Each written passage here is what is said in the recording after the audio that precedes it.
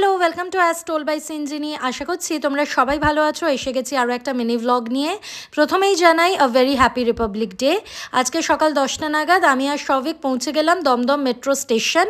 সেখান থেকে মেট্রো নিয়ে চলে গেলাম ময়দান। ইচ্ছা ছিল ভিক্টোরিয়া মেমোরিয়ালে যাব, but Republic day and Sunday হওয়ার কারণে ভিক্টোরিয়া মেমোরিয়ালে ছিল প্রচণ্ড ভিড়।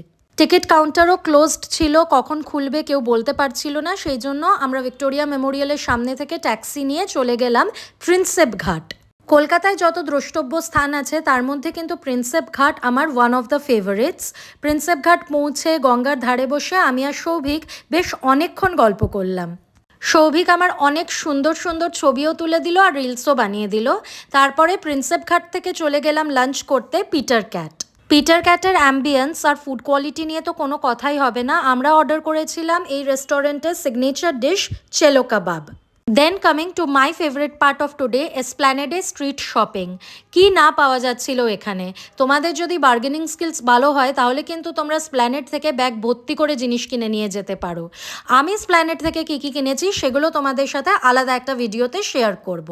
দেন পার্ক স্ট্রিট স্টেশন থেকে মেট্রো ধরে উই কেম ব্যাক হোম। খানিকক্ষণ রেস্ট নিয়ে আমি আর সৌভিক আবার বেরিয়েছিলাম। আমরা গেছিলাম আইনক্স সিটি সেন্টার 2, আর আইনক্সে আমরা দেখেছিলাম বীর পাহাড়িয়া and Akshay Kumar starrer sky force.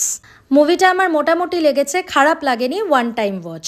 তোমাদের যদি এই ভিডিওটা ভালো লেগে থাকে then please make sure to like it, আর এরকম আরও মিনি ভ্লগস দেখার জন্য সাবস্ক্রাইব।